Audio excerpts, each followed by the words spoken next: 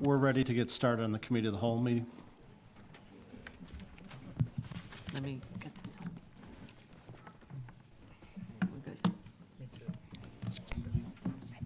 Okay, good evening. The hour being 7:09 PM. I'd like to call to order the committee of the whole meeting of Monday, November 13th, 2023.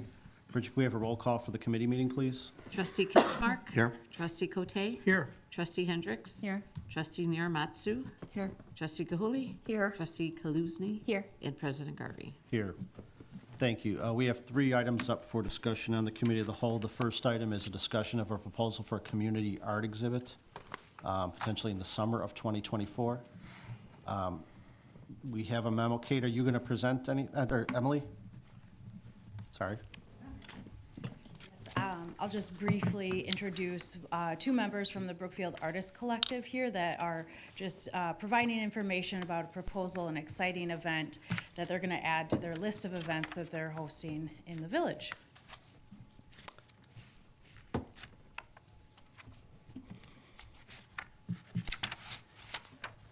Welcome. Hello. You guys can give us your names officially so we, I'm Terry Angaroni. I'm Shannon Roman Gosjayev. I'm Carla Reisman. We're the Brookfield Collective. sounds like a good band name. Yeah, right? You want to just, we have a memo, so the board kind of knows what this is about a little bit, but it's kind of a chance to make a little public display or commercial. Does any, you guys want to explain a little bit about what you're looking to do? So I don't know if you're familiar with, like, look, I'll use LaGrange as an example. They do this every summer. It's like a 3-month, they hire someone either to make something, such as like an anorandic chair or a bench. They did this summer. Shannon and I were the artists this summer. They did benches, and they have a sponsored business, and the business gives whatever the amount is. I'm not sure, like, I know there's different tiers of what they can sponsor. And they hire artists. The artists are paid. It was like $300 we got paid. And we take it home and we work on it. There is a theme, but you don't necessarily have to go by the theme. It was a friendship theme, I think, this year. And, or you do kind of like what the business is about. Like we did, it was like a Cinderella dress-up place. Right. So we did kind of like a magical theme on our bench. And then they have them on display in front of that business or surrounding businesses if they don't have one. And then they have like a little, it's just like a piece of paper that's laminated on it. Who the artist is, what the business is. And then at the end, they have a West End art gallery show, and they auction them off at the end.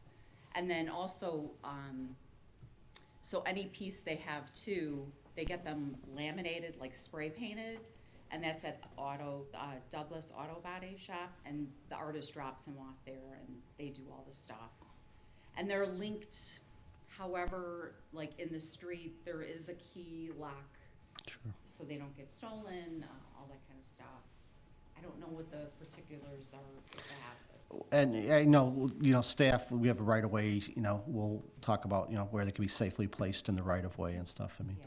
but we're all familiar with LaGrange, but we know Brookfield's going to do it better, so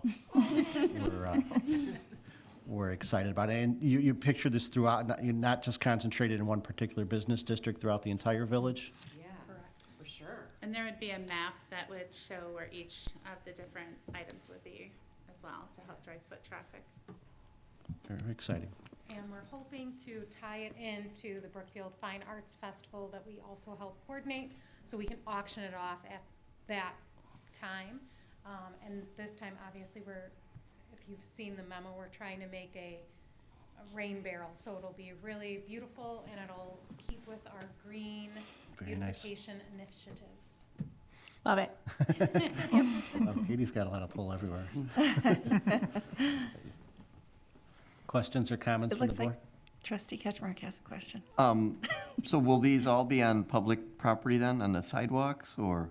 I mean, that's probably what Generally. they'd have to be, yeah. So is there, I mean, to the village attorney, is there any oversight or review we need to have? We'll be engaged in the process to see if there needs to be any licenses granted. But I'll work with staff to review the proposal and the plans and make sure that anything that needs to be legally reviewed is legally reviewed. Okay. Yeah, I'm excited for it. I think where it's a win and knowing that not only has LaGrange done it, but that you've been involved with it before. So that helps us tremendously. And I know a long time ago from beautification that, adding more art and doing this type of program is something that was looked at and just didn't have the energy behind it to make it happen at the time. So I'm happy to see it come to fruition. And, it looks like you've got a lot of the details already worked out here, which is really nice to see. I mean, we have a lot of artists that are interested in this. It's just the business aspect of it, like the businesses, I don't know if they're interested in, that's like something, I don't know if the chamber would like handle or. Well, I mean, trustee, I think at their next meeting would be a great opportunity. So if you just check your calendar, I can talk to them about, it's December 11th. It's a Monday, second Monday of each month is that when their meetings are in the library. So I can reach out to Brian Chernow, who's their chairperson. That'd be And great. could get you introduced and so you could tell them Like about I it. would have to go to the meeting. You wouldn't have to, but you Oh, can okay. if you want to talk about it. That'd be a great opportunity. Oh, Carla could go, yeah, 'cause Shannon and I both work during the day, so sometimes it's hard for us to get off, Sure. but Understood. Carla would be. Carla would be. That would be. Carla, we'll touch base, Carla. We'll figure it out. Carla knows where the library is. I think this is a fantastic idea. I'm looking forward to it. When I was reading the memo, I thought that there was like different choices. I was like, I really hope they choose the rain barrel. So I'm glad to hear you say they're going to do the rain barrel. I thought that would be an easy first go. Absolutely, it'd be easy to place, easy to figure out, easy to. I personally, I think I love it. Anything to bring more art to the village. I mean, we were discussing this recently with the expansion of the mural program and just expansion. Just adding more art to the village can only enhance the village, and can only enhance a community. And art is such an essential part of everything in life, and so I really look forward to this. Thank you for bringing this forward. I agree. I know the Beautification Commission's talked about this quite a few times, and it's just kind of, a little more involved than they were able to get. So thank you guys for taking it on, and I know they'd be able to help with anything that you need. Conservation Commission too, I know they have some good resources to get rain barrels, and so if that's the route that you go and want to work with them on that, let me know. That'd be great. I mean, I think, I looked into it, like the Chicago Water Reclamation, I think they've done this before, so I think that would be easy for us to. I love the rain barrel idea. I will say though, whoever painted the buffalo at the library site, that's just amazing. So that for a future project would also be Right, great too. yeah. I don't know if you ever remember once our former public works director years ago, Al Kitzer, when there was a National Poetry Foundation in conjunction with the zoo did a project, and the library put big quotes from that project on their walls, and the zoo donated that buffalo before it was painted. So that was in front of the old library, and then Al Kitzer went and painted buffalo footprints all down the sidewalks as they led like from the village and up there. So I thought that was great, and this would just take it to a whole nother level, maybe someday in the future. I just have a quick question. So the artist would be working with the sponsoring business for most of them, or is it just businesses, or can individual Brookfield residents sponsor? I mean, I wouldn't see why not. If you're paying for it, yeah. Yeah, that's wonderful. Why not? Great, thank you. Is there any specific board action that's needed? Because they would have to go through the regular right-of-way permit process, or if there's issues there, but there's no specific, this is more of an informational presentation to the board, and I think what you're hearing is the board's very excited about it. There's no specific ordinance or resolution that we have to pass, just, continue to work with staff on it, and, Trustee Gahuli, I think, can be the liaison to the chamber and at least, present the idea there, and, as with any program, the first year, there'll be the growing pains and get it going, but it seems like you guys, I know you have a plan already and can follow through, and I think there's excitement and support. We've had a lot of support for things like this, so Nicole, I'll send you what LaGrange had for their sponsors, Okay. like their form, Great, just to give an example of what they did for their sponsorship. perfect, thank you. It'd be nice, I like the idea of spreading it out through the entire community, not just one particular district or anything like that, so.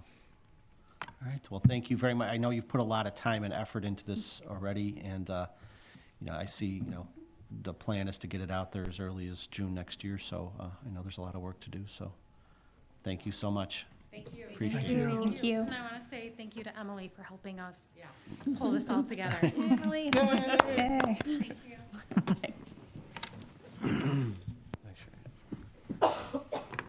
Okay, the next item up for discussion is Plan Commission Case 2310, a request for a preliminary plan development for a property located at 8845 Burlington Avenue. Kate is ready on this one. I was one spot ahead on the agenda when I called you up before, but our village planner, Kate Portillo's here to make the presentation on this. Again, the board has the benefit of the packet and the committee memo and minutes from the Plan Commission, but I'm going to ask Kate to make a presentation regarding this for the board and the public here today. So, Kate? Thank you, President Garvey and honorable trustees. So this is case 2310, a request for a preliminary planned development for 8845 Burlington Avenue. And for context, a planned development is a technique used for unique projects where relief from conventional zoning standards is sought.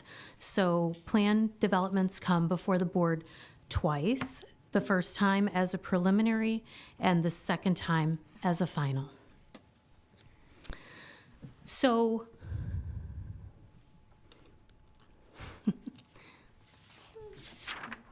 I got it. All right, there we go. My apologies.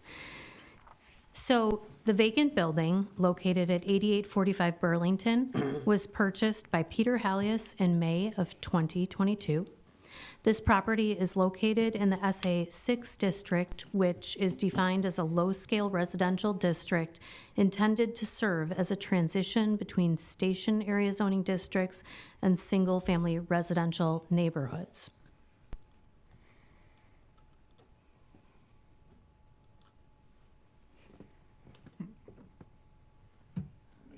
Sure. I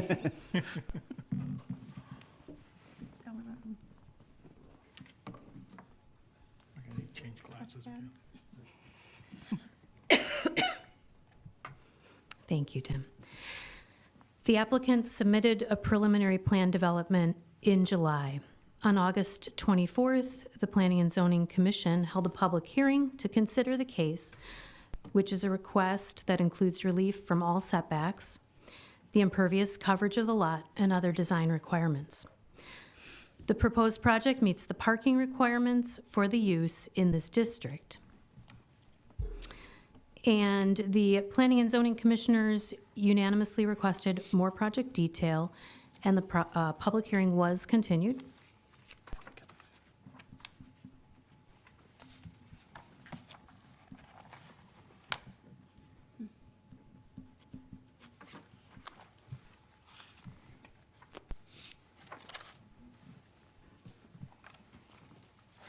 On October 26th, the applicant came before the Planning and Zoning Commission with plan revisions based on initial feedback. Updates included enhanced buffering on the rooftop deck, further articulation of the building's base, middle, and top, and callouts indicating alley improvements, an on-street public parking amenity, and the intention to comply with the stormwater management ordinance.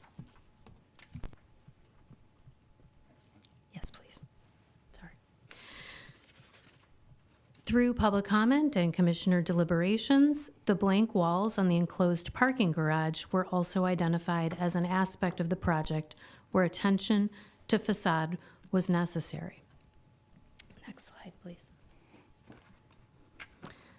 So on October 26, 2023, the Planning and Zoning Commission issued a unanimous favorable recommendation for approval of the preliminary planned development, 6 ayes and 0 nays, with the following conditions.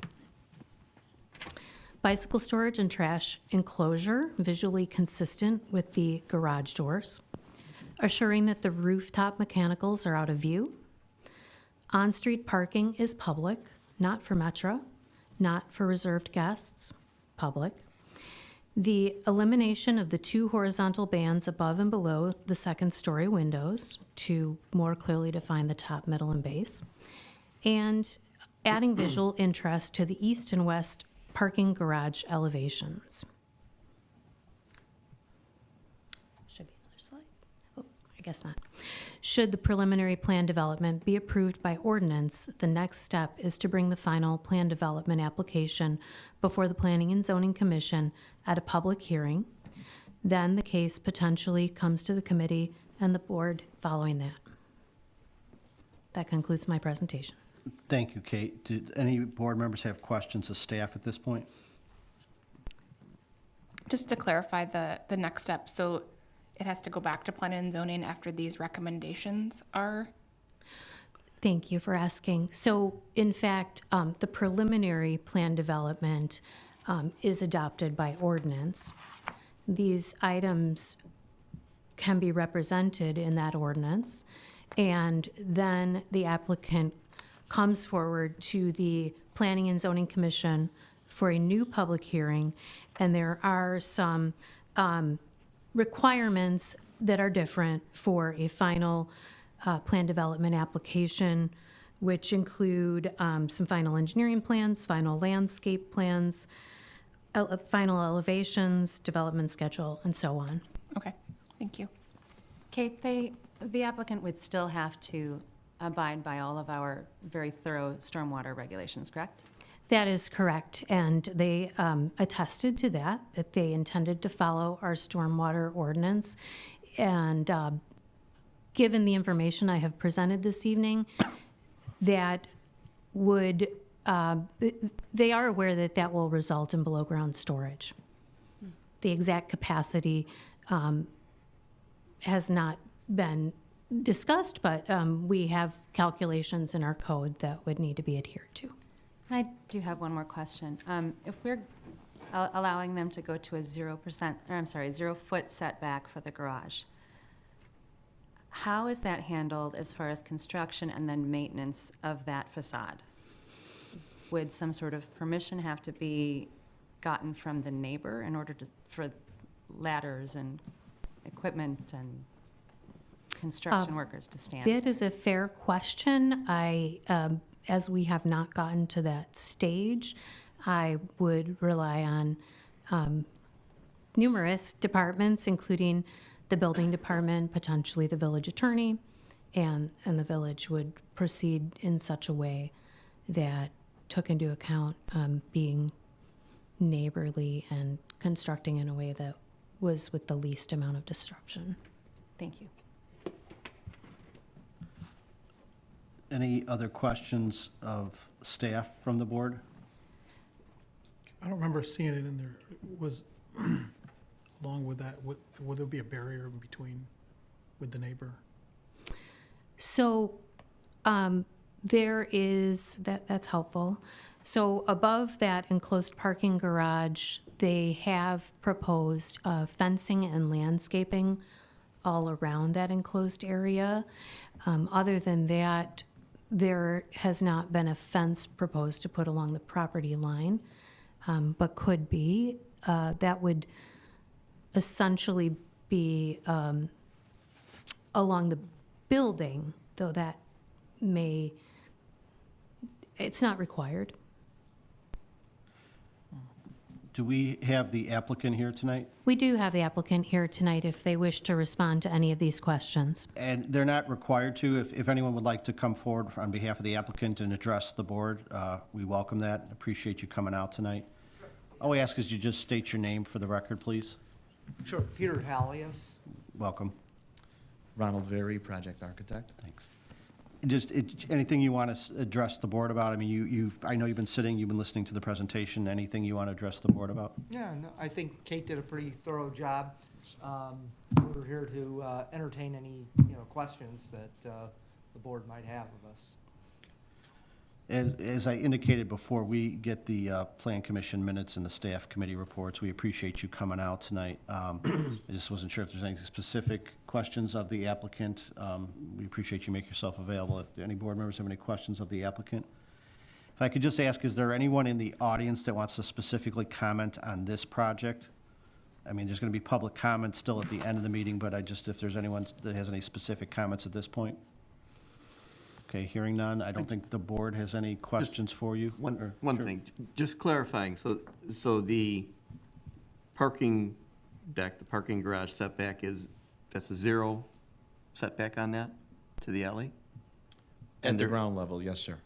So there is, and the doors are on the alley side? That is correct.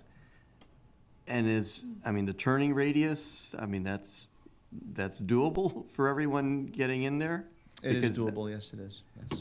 The alley isn't being redone there, correct? We are actually repaving up to our property line, from Okay. the entrance to the alley up to our our easternmost property line. Yes, we are. And what is the width of the alley then? Is it 12 feet or? It's been a while since I looked at that number on a survey. I believe it's greater than 12 feet, though. Okay, I can provide Be that. 16 at least. okay.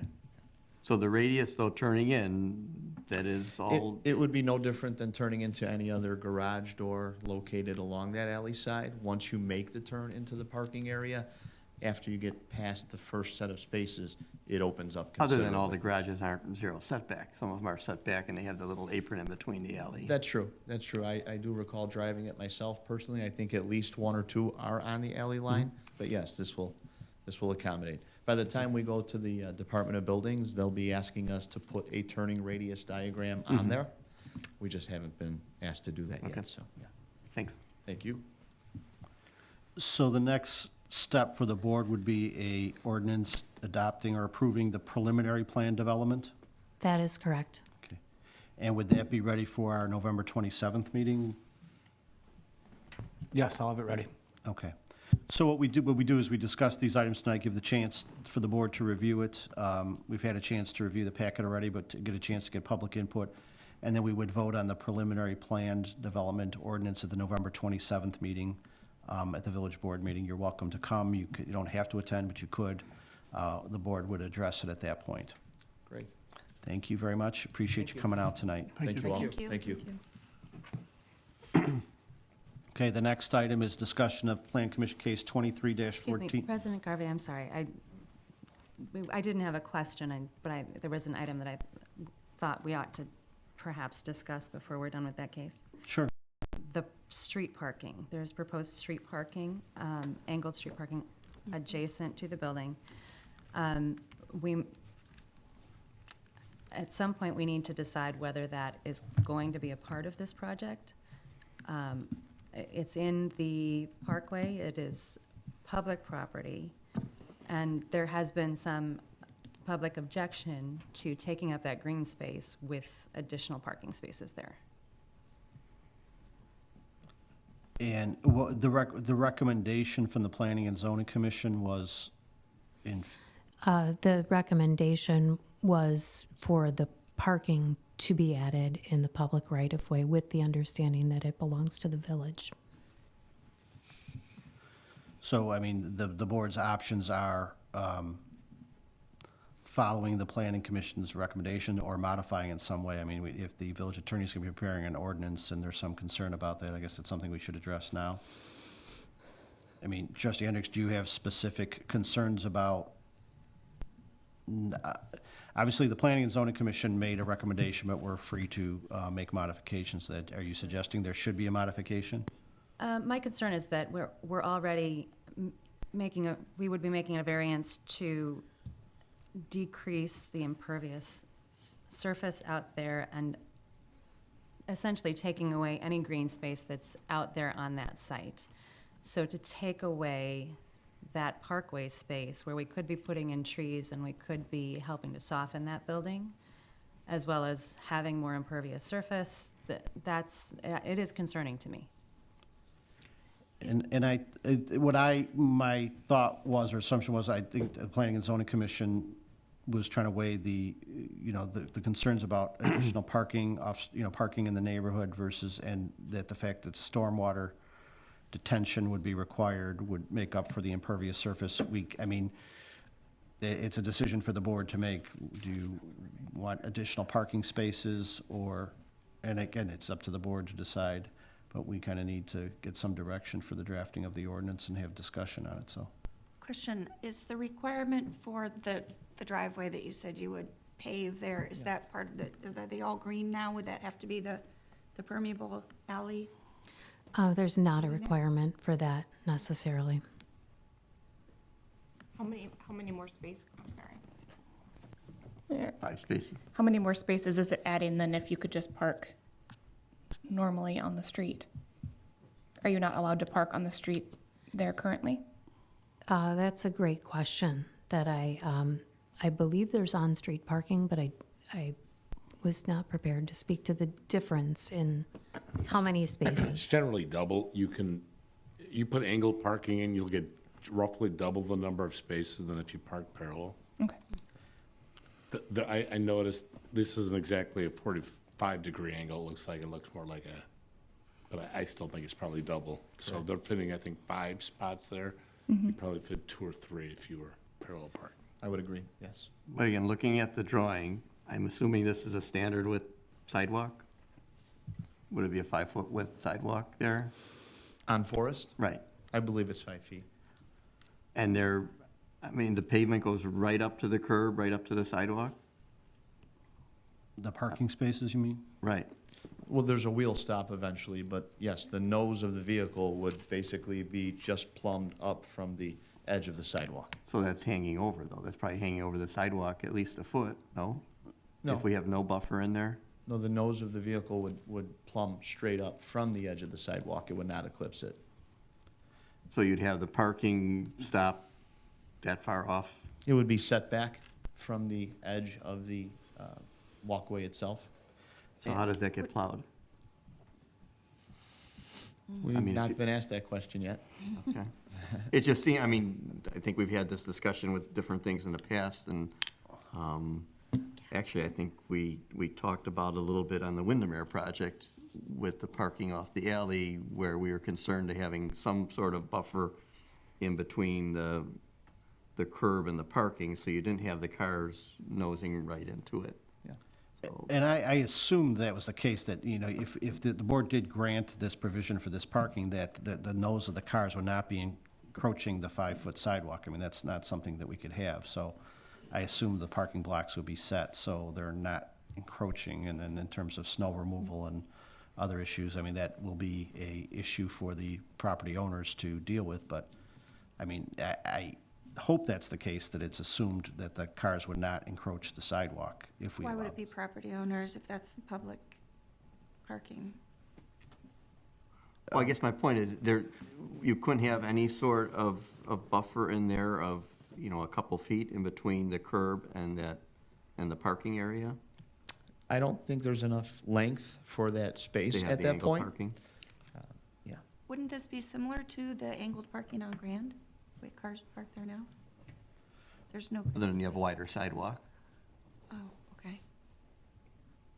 In terms of how far the cars would be sticking out then on the side street, I guess it's the, Yeah. I mean, again, was working on some of their specific design standards for the, you know, required length for a parking space, and that they would not encroach on the sidewalk. I guess it comes down to the board's desire is, you know, we need to clarify, is the board supporting the Plan Commission's recommendation that we allow the angled parking to increase the number of spaces that will be allowed to combat any, you know, concerns about parking congestion? I mean, if it goes from 2 or 3 spaces to 5 spaces, even if it's incremental, adding 2 or 3 extra spaces, that can make a difference in the neighborhood? Or would you like to see that not included, eliminate those spaces, and then just have more impervious surface, green space, that type of thing? The water retention requirements were taken into consideration, the parking spots were taken into consideration when they gave the water retention requirements, correct? So the project meets its on-site or off-street parking requirements. I don't believe that there's been any, this is a preliminary plan, so there's not engineering done of any sort related to this proposed on-street parking. And then, as trustee Gohuli was asking about the alley section, right now you're talking about just repaving. Is it currently a paved alley? It is not. It's not, but you're talking about paving it. If you were to take in consideration if they put permeable pavers instead of blacktop there, that could compensate for, I don't know what the price increase It's a of portion to of that. it too. I mean, you're not paving the whole alley. No, just to our property But if they line. just did permeable for that section, Certainly an option. yeah, that would definitely cover any thought process or any thoughts about water retention for the increased parking spots. And parking is is highly valued right now, so we really need to, I believe I would like to have the increased parking personally, but I can understand there should be a compensation made somewhere for the loss of the green space and water retention. I think there's one other option there too, is that the angled parking is somehow made into the permeable parking area with, permeable pavers, because, I mean, we're not doing this around town yet, and it could be a great opportunity to test that out in a small scale. Sure. Kate, could you clarify something? You said they met the requirements for the off-site parking?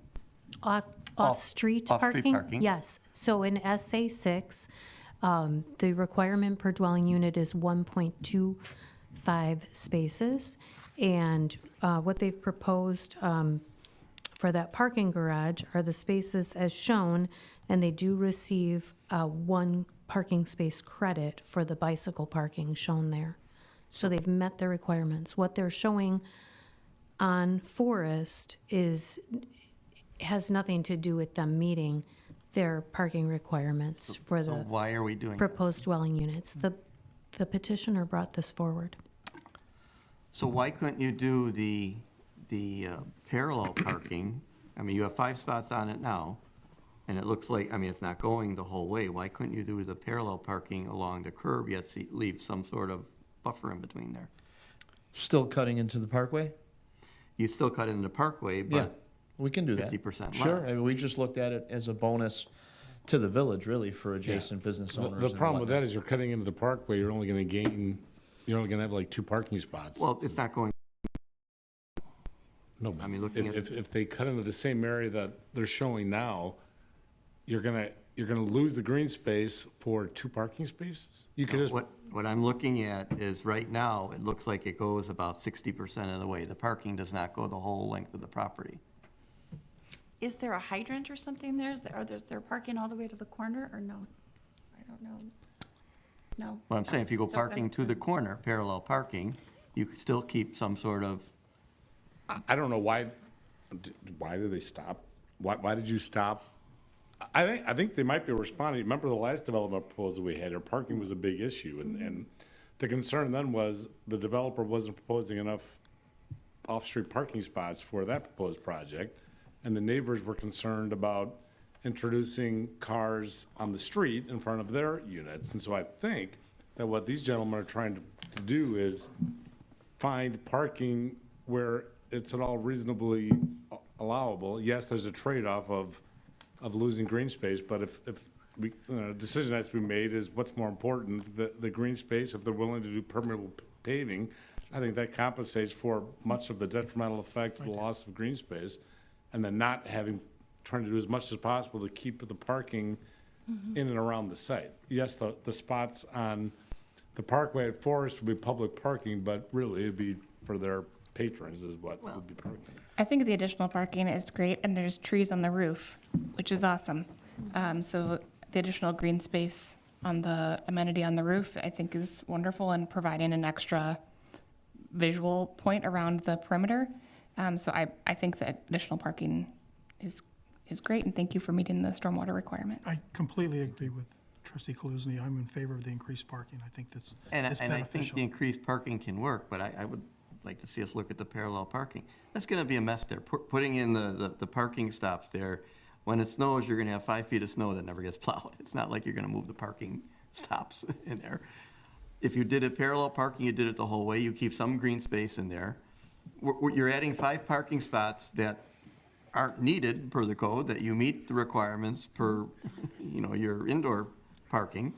So if we're adding these, it seems like we're making that worse there in the way we're doing it. So- If you do it as parallel parking and you go the whole way, you can still get 4 or 5 in there. So can I would like to, can you help me understand this, what you're asking then? So instead of the angled parking right there, you're talking about, we would cut it in a little bit, kind of like what we did with Grant, right? Where you cut it a little bit and then you just have them parallel all the way down to the corner? And then you would have 4 spaces or 5 spaces that way? Is that what you're saying? So instead of stopping where it is now at the angle, you go all the way go the whole down? way. And then you have a section of green and then you just parallel? If you're gonna do that, why are you even cutting, you can park, I believe there's parking on 4s now. You can. That's what I was about You to could say. link the Why cut parkway into the there parkway just- at all? and not Yeah. have any parking and then they have parallel parking. I'm going back to then, why are we doing this? If you can park there now and have 4 or 5 spots, we're adding 5 spots on an angle. But I think the point is the applicant didn't need to do this. It was based on prior feedback that, they are getting the required spaces that they need for their project, but thinking about the neighborhood in general, no one's ever going to say there's too many parking spaces there. So it's just, it was framed earlier, it's just balancing, adding some additional parking, whether it is going to be village public parking, so it can't be regulated or reserved for the patrons of that building, but that's an area that is pretty popular, and I think those spaces will be used. So it's that versus having additional impervious surface, but if they don't have the impervious surface, whatever we let them do, they still have to account for the stormwater management once the plans are done. Is that correct? That's correct. But there's parking. You're gaining 3 parking But not as spots. much. By replacing the parallel parking that's all along Forest right now with this angle, you're gaining 3 a net gain of 3. Net gain of 3, yes. I assume you can still park parallel on Forest just to the, what would it be, the south of spot number 15 there. I'm in favor of the net gain of 3. One more quick comment on softening the building. In our setback in that side yard, we can definitely add a couple of more trees to kind of soften that entire facade, with the exception of at the garage per se, because we are to the lot line. Don't you only have 3 feet? There's 3 feet there, but a small, Japanese maple or whatnot, a series of them, something. Maybe we should stick to having the trees in the parkway where they'll fit. Well, that's not my decision, but I understand your point. So the 2 options are, as recommended by the Plan Commission, or eliminate the angled parking and just leave regular on-street parking. Are those the 2 options? Okay. Can we prepare alternate ordinances for the preliminary plan development, and then the board can think about it over the next 2 weeks, and then we could see which one gains a majority of the votes? Yes, I'll prepare alternate ordinances. Okay. And that way, everyone has a chance to think about it and review it and get public input and go out and take a look at it and decide. So it's a good discussion. All right. Any other questions on this particular project? No. Thank you. Thank you. Thank you very much. again. Thank you very Thank much. Thank you. Appreciate it. Thank you, Kate. Okay, now moving on to discussion of case 2314, a request for a special use permit for the adaptive reuse of a former religious school and a request for variances from the off-street parking and loading requirements, bulk yard, and space requirements at 8900 Windmere. Again, same situation. We have the packet, we have the committee memo, we have the minutes, but Kate, would you like to make a presentation? Yes, thank you, President Garvey and honorable trustees. So this is case 2314 before you. It is a request for a special use permit for adaptive reuse as well as related variances from specifically the off-street parking and loading requirements as well as the bulk yard and space requirements at 8900 Windmere. This is the former site of the St. Barbara's School. The adaptive reuse of an existing vacant religious school is allowed by special use in the A1 single-family residential zoning district. This applicant applied for a special use permit and variances in September. Next slide, please. So the proposed use is the adaptive reuse for 23 residential apartment units. The off-street parking requirement in the A1 single-family district is 2 parking spaces per dwelling unit. 30 parking spaces are proposed for the existing lot, which is 1.3 parking spaces per apartment unit. The updated parking lot design would include about 2% more green space than the existing site.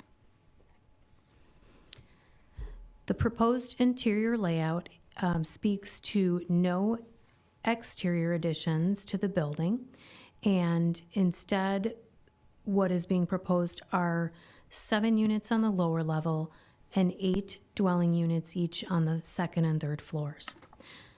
An elevator and storage units are included in the proposed project.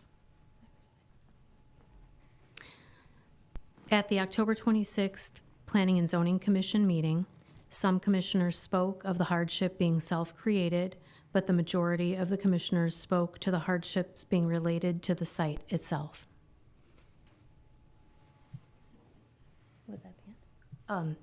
Oh, I apologize, yes. The vote was 4 ayes to 2 nays. And the specific recommendations that came out of that meeting are before you: the special use permit for adaptive reuse, the variance from maximum building coverage of 40%, which is for a corner lot in that A1 district, to 41.6%, which is the existing building. A variance from the minimum green space required in residential districts of 40% to 13.4%. That does include their plus or minus 2% increase from the as-built site. The variance for the two-way circulation aisle for the parking lot, which is a request for a 1/2 inch variance, just to make that clear, and a variance from the number of required off-street parking spaces from 2 to 1.3 spaces per unit. And that concludes my report.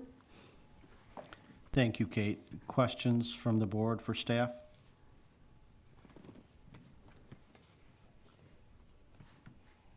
Can you talk some more about the green space variance? And that's a pretty big, discrepancy. Sure. So the 40% minimum green space is the requirement for single-family residential districts throughout the village of Brookfield. And it is slightly different for multi-unit zoning designations. I don't know that number off the top of my head. This property, this existing property, because it is located in a single-family zoning district, is subject to that standard. And the existing number for what that site is, I apologize, would be in my original Planning and Zoning Commission report, but I believe that's somewhere around 11.4%. It actually would be on the site plan. No, so thank you for asking, Tim. They are actually proposing, by adding landscaped islands on the 4 sides of the parking lot, they're adding a bit of green space. So they still need a variance for that, similar to other projects that are using existing space. The variances requested, aside from the required parking, are related to the site itself as built. This number for the green space is adjusted to take into account the proposed green space they're adding. Thank you. So the point, I mean, the project now is they're adding green space to what's there now. Right. And so Gotcha.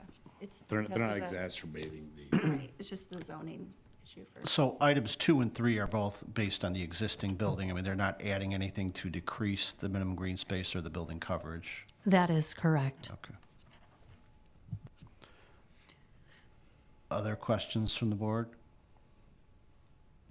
I do not. I mean, I think having an adaptive reuse project is really exciting to have. That building's been vacant for a long time, and I think reusing the classrooms into apartments is pretty cool.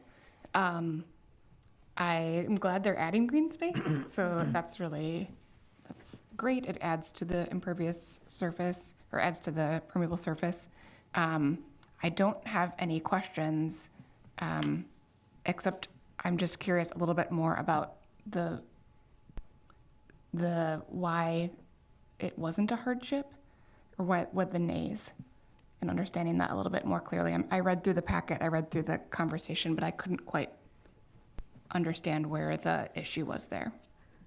So the standards for variances, there are 7 of them, I believe, and the one in particular that was discussed was that the hardship may not be self-created by the petitioner.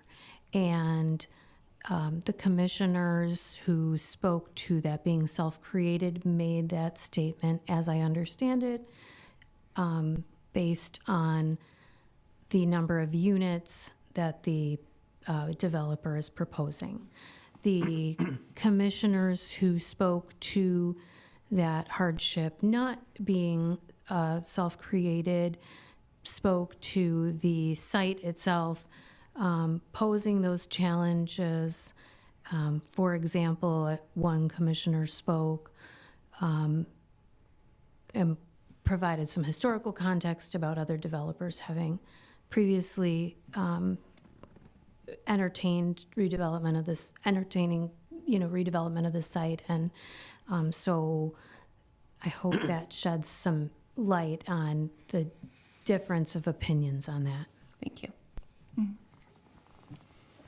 I agree with you on the adaptive use. It's nice to see if the structure's in good shape and can be reused, and, yeah. Is the Good to applicant see. here tonight? I'm sorry, trustee Hul. Do you want to address the board? You don't have to. Is there anything you want to say at this point, or? Sure, I could. If you would like to come up, please, and give us your name for the record. I'm sorry, trustee Gully, were you finished? Yep, I was done. Thank you. That's fine. If you could just, welcome, could you state your name for the record, please? Brandon Kurdziel. Welcome. Hi, Zenon Kurdziel, architect for the project.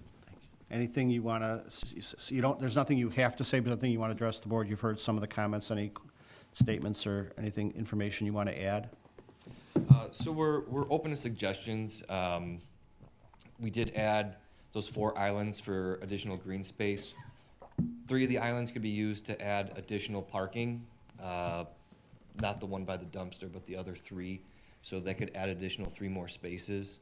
And then there's also ordinance where based on the number of bike storage we have, we can actually offset some of the parking requirements. So I believe our number actually gets closer to 1.6, 1.7 instead of the 2 that's typically required. So it's similar to the previous case. I mean, if the applicant's indicating they could add more parking by eliminating some of the green space or the islands in the parking lot.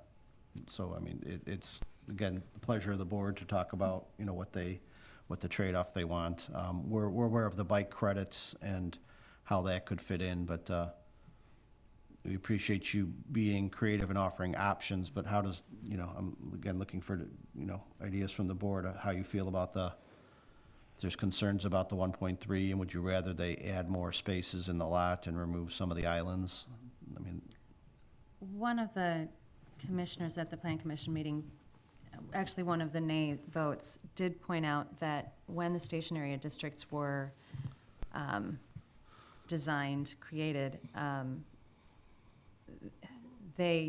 there was some talk about including this area in the station area district, and had that happened, and I think it's only a block off of a station area district that, pedestrian-oriented, walkable areas. Had this property been included, I think the requirement would only be 1.25 parking spaces, which this property does exceed. This proposal does exceed. So in that case, then the green space, the islands would work. Right. If I could throw something into this thing. Sure. One of the reasons we came up, we You know, first of all, when you look at the building, you're all very familiar with it. You know, in a residential neighborhood, it appears visually that it is set back, it's not overwhelming, it's not too close to the street. We're very comfortable with it. The reason we wanted to introduce is for, you know, taking on some of the storm water. The other thing, we're trying to soften up that parking lot a little bit. By putting in some planter islands, it would screen the parking lot behind. I like that. During our meeting, it was pointed out that it's really imperative, that a lot of concern about the number of parking spaces. So we're flexible. I think the only thing we want to add to this conversation is that, you know, whatever's more important to the village. Obviously, we're trying to make a solid development that's utilized and rented and benefits the community and the neighborhood. I think it's more of your choice, and we're open to both discussions. At the meeting, those islands were considered desirable. I think that the preference, if it were to change and they were to lose that variance, that it would be preferable to decrease the number of units in the building, which is now at 23. So that would perhaps be more of the discussion. If I could ask, I know at the meeting there was discussion about the drainage in that parking lot, perhaps leading to the neighbors. Have you talked or thought at all about curbing that edge to protect the neighbors a little bit? Very good point. We were unaware of that problem, and it hasn't rained significantly to see what they were specifically dealing with. I know that sewer may be collapsed, and that could be some of the reason that it's spilling over and it's not properly draining. But we could absolutely look at the pitch and adjust and make sure that it doesn't spill over into the neighboring property. Great. And another thing that came up at the Plan Commission meeting was snow storage. Have you thought at all about where that would go? You know, we do have some green space around the edges, in the front of the building, the side. We did think closer by that dumpster area. I don't know if you could put mainly on those islands that we were kind of discussing. In that case, I would definitely advise making sure that you've got salt-tolerant plantings and things that aren't going to be just smashed flat by your snow. Sure. And I wanted to address, you know, you had mentioned bringing down the number of units. You know, we are going off the existing classroom sizes, and that's kind of the walls and how we partitioned it all. You know, to start taking those walls down and going through and adding some units, it just becomes unfeasible for us to do. And it's not that we chose this number, it's just what the building spoke to us and what would work into, you know, we would like bigger units and less units, but it won't work with what is existing there currently. I know you were talking about using those demising walls from the classrooms in the second and third floor, I believe. Are those existing walls on the first floor, the ground floor? There are a lot of them, yes. There's maybe one or two in there, but. Would you be able to increase the unit size and decrease the number of total units by increasing the unit size on the ground floor? Just from a financial standpoint, it wouldn't make sense to us because of the budgets that we're getting on this project. I mean, it's not easy. It's almost cheaper to knock it down and build something new. To try to fit something existing like this, it's just, we've tried to crunch and it's just not working. Thanks. Thank you. And Trustee Hendricks, your point about you know, it's not in the transit corridor, but that point is kind of well taken, that it's pretty close, and I mean, it's, as opposed to be just sitting in a purely residential neighborhood. And again, it seems like the applicants tried to work and heard prior concerns about parking, so in this case, again, I asked the board, are you more comfortable with the proposal and recommendation of the islands in the parking lot with the 1.3, or removing some of the islands to add a couple more spaces? I mean, if you know, we're drafting a ordinance for the village attorney for us to vote on, is there any thought, does anyone want an alternative ordinance where the islands are eliminated to add extra parking? No, I like the islands. Trustee Hendricks brought a really good point about snow storage. I would assume that those islands would be a good spot for the snow storage. So I like it as proposed. Can, any questions from the board? I was just going to see if there's anyone in the public that wants to comment on, again, we're going to have public comment in general at the end of the meeting. Is there anyone in the audience that wants to specifically comment on this project at this point? Barb, if you want to come up.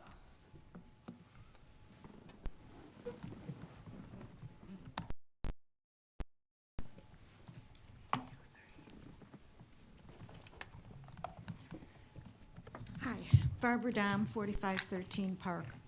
I'd like to first applaud the two trustees, Ketchmark and Hendricks, for the previous presentation about parking.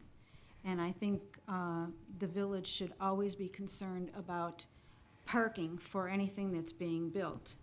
You mentioned, President Garvey, that this is in a predominantly residential area.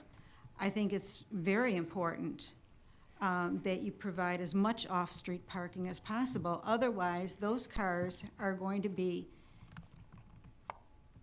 parking in front of residential houses. And that's one of my concerns.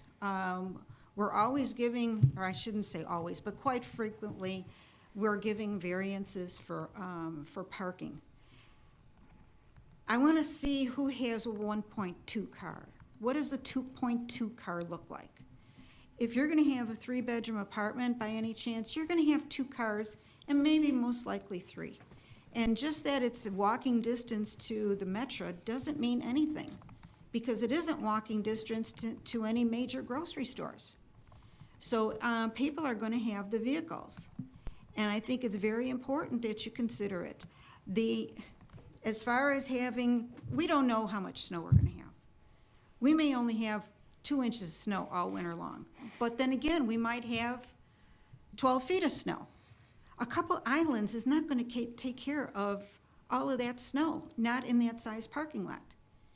And not to criticize, the gentlemen that are interested in doing this, but it's been my experience from my area of town that because we don't have a place for snow and there's a lot of snow, you know what the drivers do, the plow drivers? And I'm not talking private.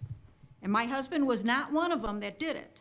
They just pushed the snow out into the street and then slowly raised the blade so that the snow actually just went into the street. And I think it's a potential for it to happen on any other parking lot. There wouldn't be enough of a dedicated spot. Or what'll end up happening if you have that amount of snow, you're really going to actually maybe take 2 or 3 parking spots. Look at what happens in any of the parking lots of any of the major grocery stores. What about Home Depot? Look at what happens over there. They've got this massive mound and you lose spaces. I think it's very important about off-street parking. And it should be, forget this point whatever, it should be 2 cars. And I would say eliminate the islands. There is enough setback, what would that be considered? The front of the building? And, and maybe the developer would be willing to do the impervious areas in the parking lot. The other thing I would be concerned about is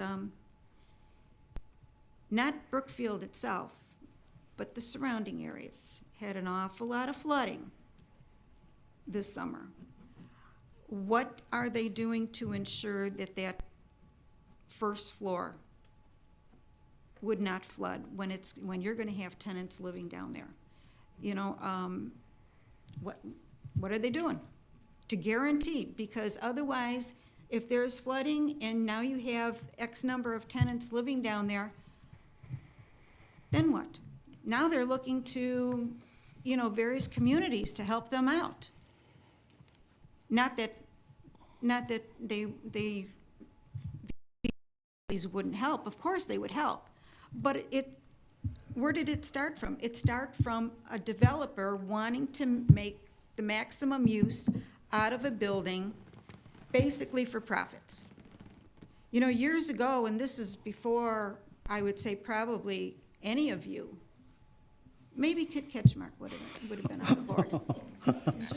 Not because you're old, but I mean, I'm older than you are, okay? But, I mean, but you've been active in the village. There was a trustee, unfortunately, he passed away. But he never would go along with this concept about the terminology about the profits, you know, the hardship. Because he would just openly say, you know, if you're going to claim hardship, then don't build it. Now, I would love to see something be made use of this.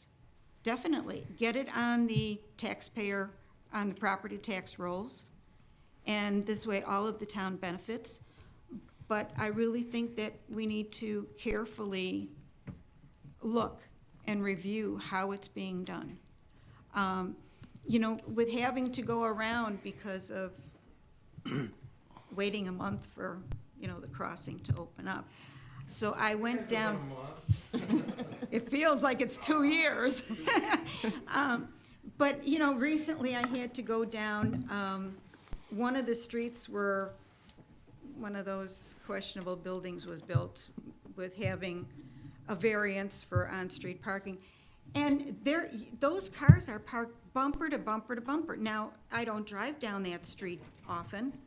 Matter of fact, that's probably only recently that I have. I don't know if it's always been that way, or if we made it that way because we gave somebody a variance to have that point whatever car to be out on the street. And I think this is what you need to look at, definitely. And flooding, definitely flooding. Thank you, Barb. Okay, thank you. Appreciate it, thank you. Ma'am, would you like to say something? But I couldn't see if there was 2 hands back there or one.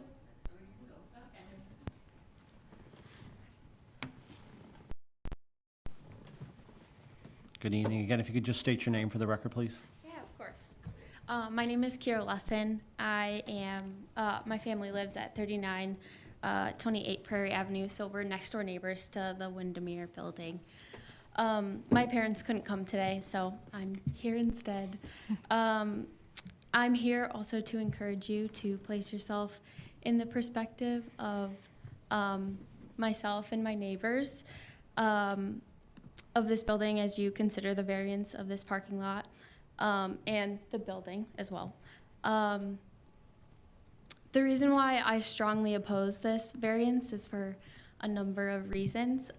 My great aunt, who originally lived in the home prior to her passing, spent years of her life and a large amount of money searching for ways to solve the flooding problem in her basement. The parking lot has a poor drainage system, and since it sits higher than our yard and many of my neighbors' yards, it funnels water into our yard and into the neighbors' yards next to us. And it's caused a great deal of damage, especially to our trees. And recently we've had more work done in the yard to manage the water with a better drainage system to prevent further flooding and prevent us from having to take down more. I think we've had to take down like 6 trees already, so you can probably see there's a huge gap now in the trees. So the trees not only provide a shade for our house, but privacy from the really tall building. So we're doing everything we can to save the trees in our yard to maintain our privacy. It's especially important since the winter months are upon us.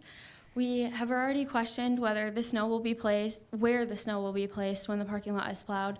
So that was nice that they, took that into consideration since my parents had come to the meeting last time. I am still questioning whether those little parking spaces in the proposal will be enough space. Like, I think she mentioned that, a big parking lot like Home Depot or whatever, they're mounds. I mean, it's not a tiny little parking lot. If we have just 4 little spaces for a lot of snow, we can get a large amount of snow here. So it's just something to think about. Let's see. As soon as the snow melts and we move into the spring, we will get an increased amount of water and get a gauge of if the extensive cost of our drainage system has helped us or if further work needs to be done in our own yard. My family and I would like the board to consider further investigation and or requirements for water and drainage for the parking lot. Currently, I know the drain is sunken into the ground, and there has been a cone sitting on top of it for I don't know how long, but I just remember ever since I've come to visit my great aunt, it's been there. So next, there's currently 16 concrete parking barriers in place for parking on one side of the parking lot. So if we double that, that means 32 parking spaces available. This does not include the dumpster, doesn't include space allotted for handicap spots or the green space on the side in the proposal. To me, it does not seem like there's much space for all of these things to fit in the parking lot. My follow-up concern is the confined space of the alleyway and the decreased amount of the aisle space requested. Currently, the alleyway is already in poor condition with increased traffic and no requirements for updating the alleyway. It will only get worse. With the proposed location of the handicap parking spaces and the location of the elevator in the building, there's a major safety concern and liability risk for any handicapped tenants and any pedestrians that may be walking anywhere around the building. Most importantly, 23 apartments, all of which are more than one bedroom, and the focus is to offer senior living and multifamily housing, means the likelihood of people having more than one car is very high. Data USA reports that the average car owner in Cook County, Illinois, was 2 cars per household. If we consider a multifamily housing option for tenants, this would allow me to consider the fact that there would be 2 to 3 cars per apartment. This also means they don't have any guest parking for friends or family or any get-togethers. So next, we live in a climate that fluctuates below freezing.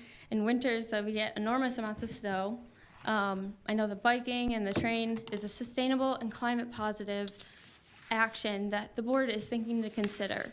But like she mentioned, the closest grocery store is 2 to 3 miles away. Food delivery is very expensive. I know from experience.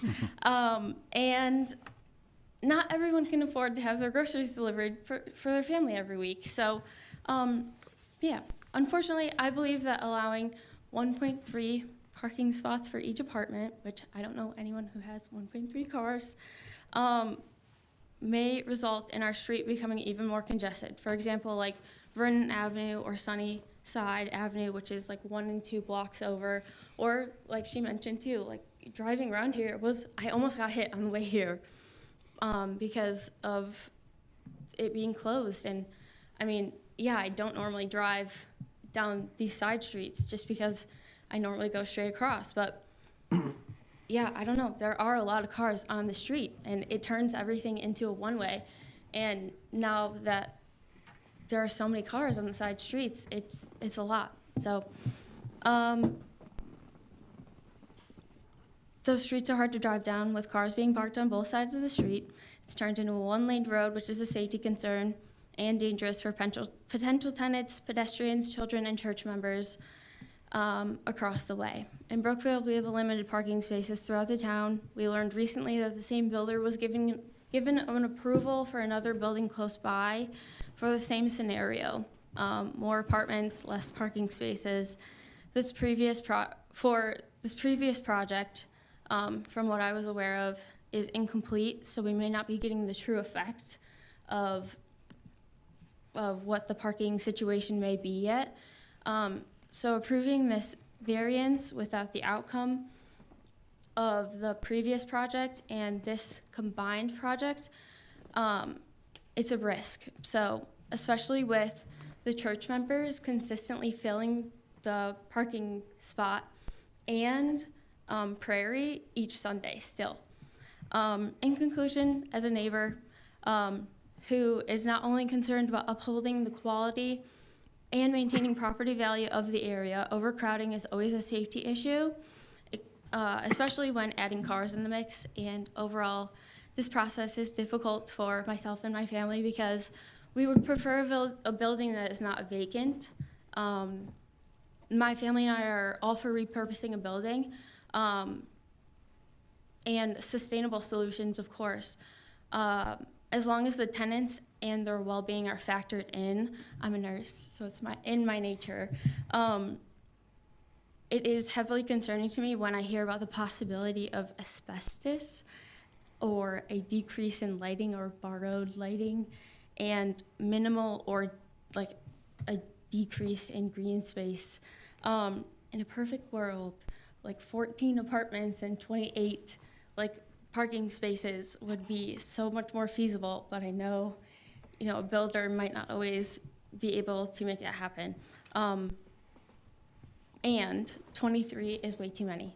Our community is important to me, and we should feel a duty to uphold high-quality living requirements for our residents, even if the building is being repurposed. Thank you for your time. Thank you very much for all your comments. Appreciate it. So before we go, Kate, were you talking about water runoff and water retention for that area? Did we not discuss, can you go over that again? Sure. So I had a comment I wanted to share to inform the Board of Trustees on related to some statements about parking. So 62-268 of our code does not allow parking right up to the property line. There's a 5-foot setback required, so I just wanted to share that information with you to inform your consideration. Your question related to drainage? Correct. Drainage Okay. and water runoff, as was brought up. So the applicant at the public hearing did have dialogue with the person who just spoke's parents. That was their first awareness of those concerns, and there was a offer to put in a raised curb on what would be the north portion of that existing parking lot. As the applicant mentioned, they are not the property owners at this time, so they've made observations that seem to indicate that the storm sewer may be collapsed, but they would be bound by the village code requirements in terms of properly operating storm sewers, rehabilitating that parking lot to building code standards and engineering standards. Based on the nature of this project and our stormwater ordinance in Brookfield, there's a definition of substantial improvements. In the petitioner's projection of what they anticipate this project encompassing, and this substantial improvement calls into play the valuation of the property versus the improvements. They have provided that evidence to our community development director already, and it has been determined that the interior renovations aren't classified as substantial improvements under the definition of our code. So in terms of adding an infiltration pit that, such as the below-ground storage that we heard about in the other case, that would not apply to this project specifically. But there would be a requirement that they would have to fix the storm sewers. Absolutely, To fix the yes. water runoff issue that's going on. Absolutely, that's correct. Okay. And in general, if the parking lot is pitched to the neighboring property, I mean, is that something that would have to be addressed also? That's correct. If it truly is pitched that way, whether it's a curb or something else, so there's not runoff from this property onto a neighboring property. And that honestly may have been the case for years, but with this, Right. the St. Barb's probably, it is what it is, but this new development would require an analysis and engineering to look at it and say, okay, parking lot is pitched this way, water runoff is going into the neighboring property, that can't happen. In addition, requiring them to fix the sewer in general. So anybody who wants to develop this property, this one, or if somebody else does, anybody, they will have to address the water runoff issue going to the neighbor's yard. That's correct. And does the design that we saw up there on the other slide account for your opening statement there about the 5-foot It does. setback? Okay, it does. Yes. So that's from the property line, right? So that line of trees that we saw there. Correct. It depends on the street frontage, but yes, this is a corner property, so they're both considered primary frontages. Yes. Okay. Kate, could you kind of clarify what a 1.3 Yes, please. means? I think it's confusing to people because, I mean, you have a car and you have 0.3 of a car. I mean, that's not the case at all, obviously. It's a number based on the amount of parking spaces provided here in this proposed plan, divided by the number of dwelling units. But basically what So- it's saying is on average, some of those units will have one car.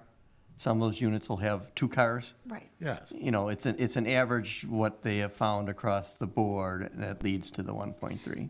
The other way to frame that would be that for 23 units, if you were going to meet the code, you'd be looking for 46 parking spaces.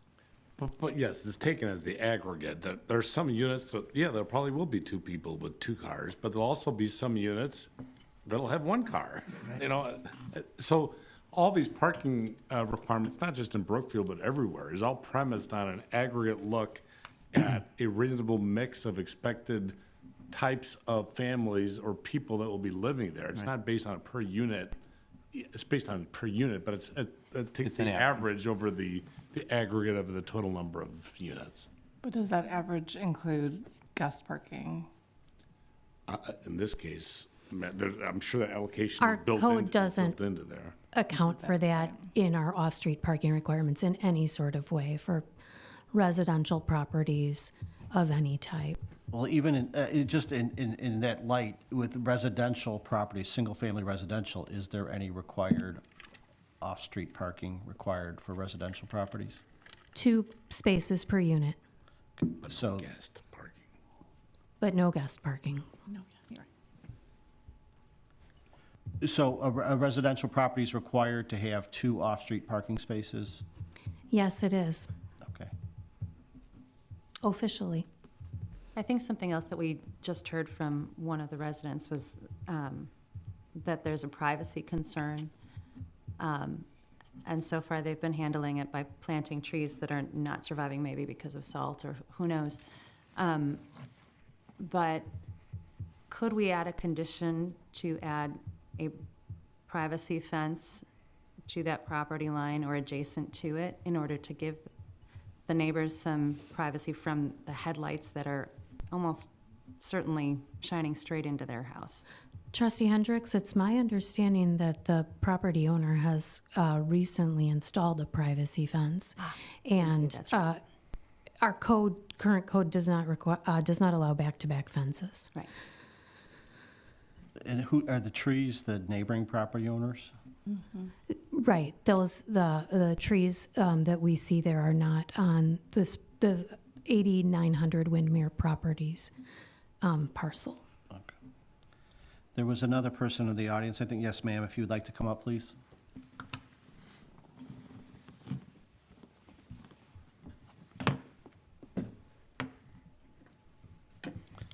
Good evening. If you could state your name for the record, please.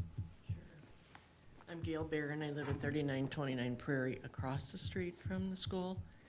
I echo everything that the other two have said. The only thing, my concern, in addition to that, I've lived there for 30 years. I know what the snow removal looks like. I really don't think those 3 islands are gonna, accommodate the snow. And I also agree that it'll be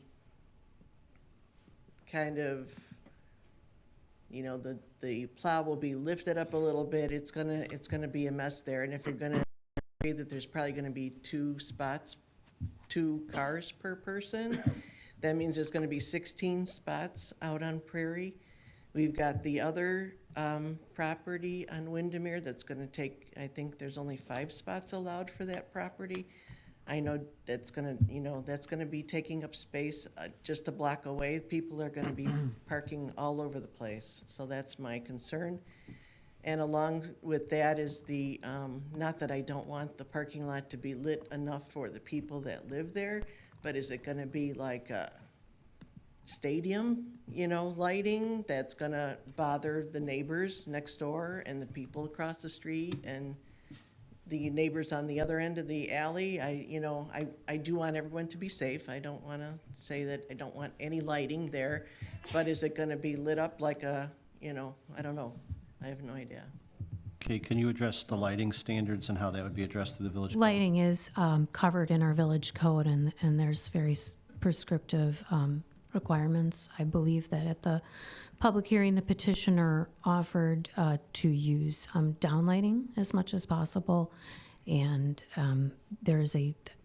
I can't recall if Brookfield uses lumens or foot candles, but we do have a intensity limit to our lighting in the village. And how much leaks onto neighboring properties? Correct. So, I mean, that's something we've updated in recent years, so there's not light leakage onto, So snow removal is obviously not limited to this Right. location. I know it's an issue in a lot of spots, and Vince is not here, but can you speak to that at all? I know there's never like a great solution to all of it, especially when it's very heavy snow. Or, this parking lot's been there. How is snow removal, it's been handled for 40 or 50 years. Do you know? what- It's all been up against that fence, up against that Up tree against where line. where Up those, against the tree line. those tree rows. And that's where it's been leaking. That's out. exactly where they live.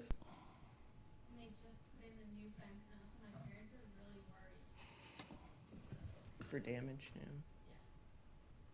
So, Kate, is there anything in the code that addresses that scenario where they can't plow the snow into existing required spaces that they would have to, I know we're jinxing all of us now, we're gonna have the heaviest snowfall we've ever had this winter.